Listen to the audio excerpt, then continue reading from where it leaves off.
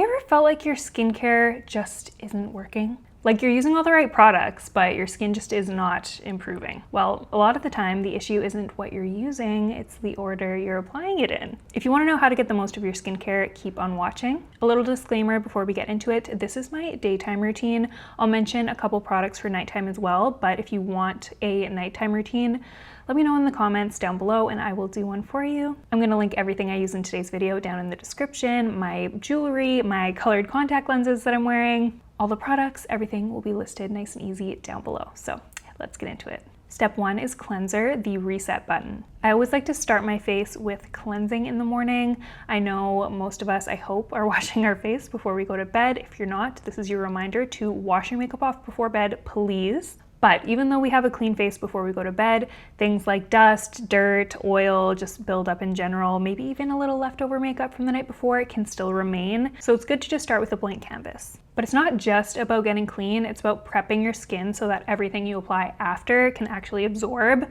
Imagine trying to water a plant through a layer of dust. The water just sits right on top, and that is exactly what happens if you don't cleanse properly. In the morning, at least, a gentle cleanser is usually more than enough. At night, if you've been wearing makeup or sunscreen, double cleansing, first with an oil-based cleanser or a balm, then with a water-based one. That is going to make a huge difference. For me, what I use in the morning is this Pharmacy Green Clean Whipped Foaming Cleanser with Moringa and green clay. This is great if you have sensitive skin. You want something with clean ingredients that's not going to strip your skin and leave you feeling kind of dry and tight. I do also use this at night too, after I use a balm or an oil cleanser. This is a really good one to just kind of take everything off. This is an oil-free foaming cleanser and it draws out dirt, oil, and impurities caused by pollution. It also is a pH balancing formula that helps clean pores without overstripping the skin. That is exactly my experience with this one. You shouldn't have to double cleanse in the morning, but just in case you want a recommendation for something a little bit more heavy duty, this is by Crave Beauty. This is their Makeup Rewind Gel Cleanser. So this is gonna be like your balm cleanser. This is a jelly to oil cleanser, so this is actually a little bit more lightweight feeling, but this really removes all of my makeup. I actually find I don't have to double cleanse with this. I can just use this and then rinse my face off. This doesn't leave like a residue or anything like that, like other heavier balm cleansers do. This is formulated in Korea. This is one of the best oil balm cleansers that I've ever used, and I'll definitely be repurchasing once this runs out. I've been holding on to this for a long time because I don't want to be without it, but I just need to finish it. It's so incredible. Step 2 is toner or essence. So we're prepping the canvas. Think of this step as priming your canvas before you paint. Sometimes after cleansing, your skin's natural pH balance can be kind of disrupted, so a toner can help restore that. Why does that matter though? Because your skin likes to live in a slightly acidic environment, usually around 4.7 to 5.5 on the pH scale. That acidity actually keeps your barrier strong and helps certain actives like vitamin C actually perform better. Plus, toners and essences are designed to hydrate and soften the skin, making it more receptive to whatever you put on next. I'm going to talk about a couple toners that I like for different concerns. This is a Korean beauty product by Misha. This is their vitamin C brightening toner. This one's really good if you are having like issues with dullness or even dark spots, even a little bit of exfoliation. This will do it for you. This gives you really bright, plump looking skin, and it's still pretty gentle, so you can use this quite often. I love this one. If you want something a little more heavy duty that's going to help with texture issues, with like flaky, dry skin problems, stuff like that, I'll go in with this Paula's Choice exfoliating liquid. This is their 2% BHA liquid exfoliant with salicylic acid. This is a chemical exfoliant, and I actually prefer chemical exfoliants to physical exfoliants. I just find them more effective. They really help with texture. I notice that my makeup looks really good when I have one of these sorts of products in my regular routine. However, this is going to be too intense in my opinion to use every single day, so I only use this a couple times a week at most. Some people like to say they can use it every other day, but for me, I usually do like every 3 or 4 days, or even if I'm not noticing any issues, I can kind of leave this out of my routine for a bit. I don't want to overdo it and damage my skin barrier, because going in too crazy with acids can do that. So just user beware. This is amazing though. I'm pretty happy with the state my skin is in right now, so I'm gonna go in with one of my favorite essences at the moment. This is the Ilia Base Face Milk. This is a beautiful, clean formula skincare product. This is very gentle, very light, very hydrating, moisturizing. I like to use this especially in the summer months because it's just so light. It's not heavy. It absorbs right into the skin. If you want another good skin milk, the Rhode one is so good, but I just feel like I haven't needed to use it as much in the summer because it's quite a bit more hydrating. It's more heavy, it's more slippery. Makeup still wears really good on top of both of these products, but the Rhode one is more so like for dry skin in the winter. This one would be more friendly for, I mean, honestly, all skin types, but for the summer, I prefer a formula more like this, just a little lighter. So I just like to take a couple drops of this in my hand, and then I rub my hands together and just press that into my face. Oh, this feels so good. I like to go down my neck too, just really gently pressing it. I don't like to pull on my neck too much. I do like to use more clean skincare products when I can. So I do really like this one. Ilia is very thoughtful with their formulations. So the next step I want to mention is spot treatments for targeted care. These are things like acne or dark spot creams or prescription products. Now, these need to go on early because they're most effective when they're in direct contact with your skin. If you layer them on top of a heavy moisturizer, for example, they'd have to fight through that barrier to work, and you would probably, honestly, just dilute them. So use spot treatments right after toner, only when and where you need them.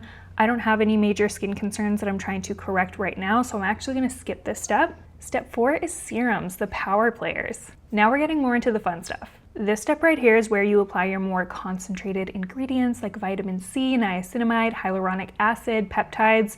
Whatever your skin goals are, you can use actives that are in line with that. If you want a more sciencey reason why serums go next, it's because serums are actually made with very small molecules, which essentially just means they can penetrate deeper into the skin. However, they can only do that if you apply them before heavier products that would block their absorption. And here's a pro tip. Always apply the more thin, like water-based serums first, and then the thicker oil-based ones after. Think light to heavy when it comes to skincare, in case you aren't already noticing a bit of a theme here. Again, like I said, I'm not using any crazy actives in my skincare right now. I'm really just using a very gentle, clean, natural routine. So for today, I'm going to use my Caudalie Vino Perfect Radiant Serum. This serum is so good. I've gone through a few bottles of this one now. I just think Caudalie is a really amazing skincare brand. Their formulas are very impressive, very effective, but very clean. And this wears under makeup so good. I don't know if I'm saying this right, but vinifrine is an ingredient in this serum. It is a natural extract derived from vine sap, and it is 62 times more effective than vitamin C. So that is kind of the like active element of this serum. And I just kind of like drip it onto my face. I go in with a decent amount of this because this gives me a really nice glow, but it's not like greasy at all. Oh, this feels so good on the skin. I love it. I feel like all skin types could kind of wear this serum, even if you're dry, oily, whatever. It's kind of like a good middle ground consistency, and who doesn't want a nice glow to their skin? And don't forget the neck. I always rub upwards on my neck because gravity is always working down on my face, so when I remember, I just try and go like in upwards motions everywhere. Step 5 is eye cream, which is a very specialized area. A lot of people ask me if eye cream is really necessary, and honestly, it kind of depends on your needs, but here's the reason it exists, okay? The skin under your eyes is a lot thinner and delicate than the rest of your entire face. Eye creams are usually formulated with ingredients that are meant to work in this fragile area, and they're often less irritating and heavy than putting a regular moisturizer or serum there, although sometimes I will just, for example, use my Caudalie serum or my Ilia face milk, and I'll put it all over my face, including my eye area, and that tends to work pretty well.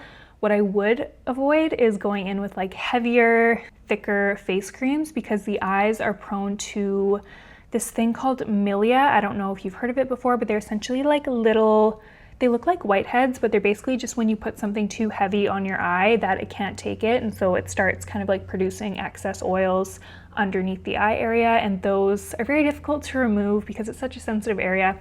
Anyways, this is why eye creams are kind of necessary in my opinion. I would say the key here is definitely to apply eye cream before moisturizer. I have 2 eye cream type of products that I've been using and loving.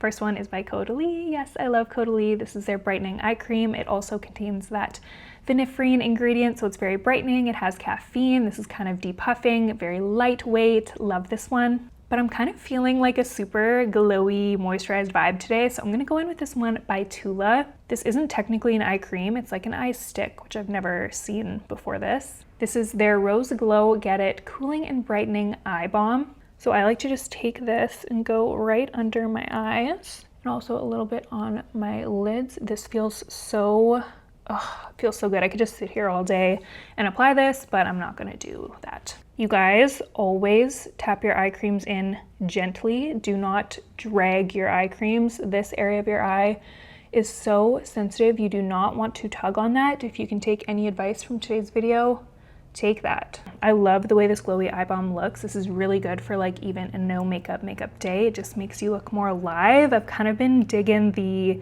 highlighter under the eye look. The Say, what's it called? Glowy Super Gel under the eye too. Very pretty. Step 6 is moisturizer, which is the sealer. So everything we've applied so far has either been active or lightweight hydration. A moisturizer's job is to lock all of that in and keep your skin barrier super happy. Moisturizers usually contain a mix of humectants, so think things like hyaluronic acid that draw water into the skin, emollients that soften and smooth, and occlusives that create a protective skin barrier. Think of it kind of like putting a lid on top of all of your skincare so that it doesn't evaporate. So in the morning, you might want a lighter moisturizer, and at night, you might want a thicker cream that can really help with repair and stuff like that. Like I've said a million times already, this skincare routine for my morning time has been more gentle and light, so I've been going in with the Tatcha water cream. I've really been loving this one. I had a bit of a hard time with their dewy cream, but this one has been real good to me. I like using their cutie little spatula and just applying this all over my face.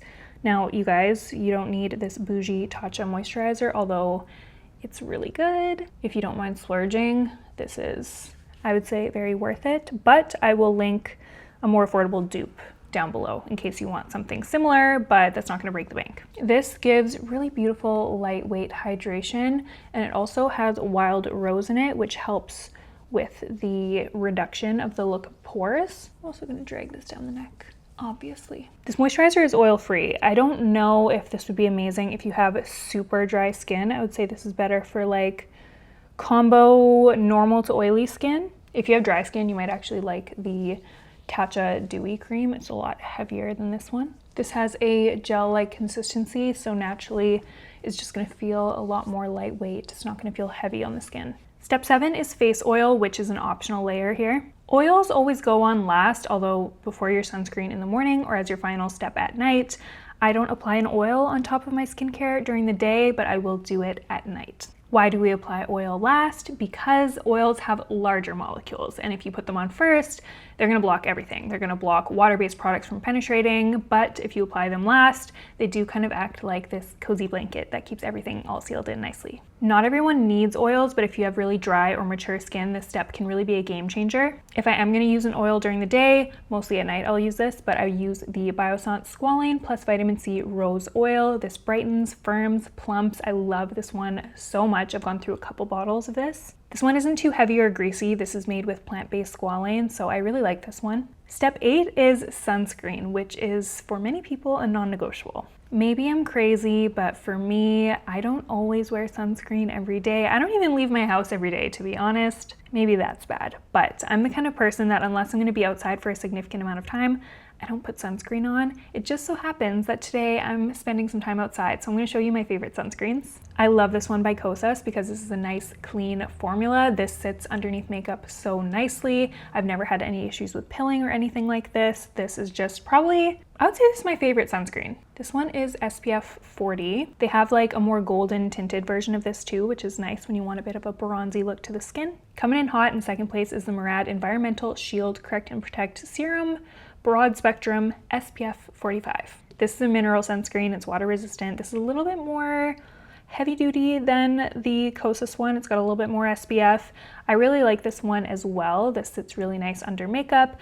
I use both. You can use whatever sunscreen you want. Sunscreens give a protective shield on your face. If you use other products on top of sunscreen, you're just kind of like reducing and disrupting the shield, and it's not going to be as effective. Sunscreen isn't just about avoiding burning.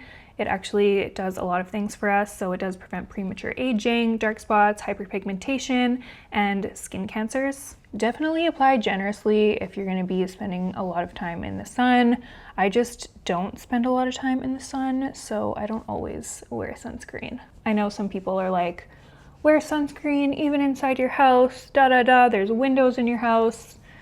Honestly, natural light doesn't get into my apartment. It's very sad, but that's just my case. I don't think a little bit of like sun exposure is bad for you. It's more so if you're getting prolonged exposure that you want to be careful. I'm one of those people that think sun is good for you and you don't always need to wear sunscreen. But if you do want to wear sunscreen, these ones that I recommended are great, because another reason why I don't wear sunscreen all the time is a lot of them have extremely toxic hormone disrupting ingredients in them. So I try to use ones that are more on the clean side. I don't know. I just don't think a lot of the chemicals in sunscreen are necessary to be applying to our face every single day.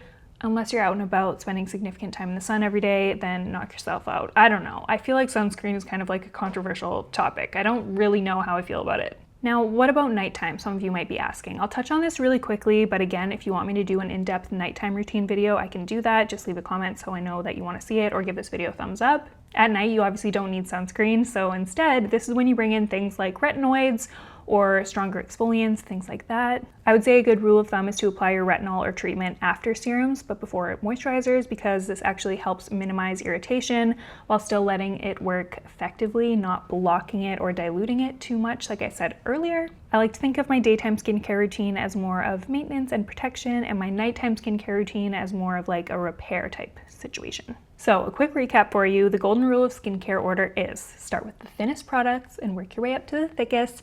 Actives always go before sealers, and sunscreen is always your final morning step. Following this order is going to make your skincare more effective. It's going to make your products work a lot harder for you. Let me know what your skincare is like. Let me know what products you absolutely can't live without. You guys influence me a lot of the time. I read and respond to basically every comment, so I'll meet you down in the comment section. If you found this video helpful, definitely give this a thumbs up so I know that you liked it. And if you haven't already, please hit the subscribe button. It only takes a few seconds and it really helps me out so much. Thanks so much for watching, and I will see you in the next one.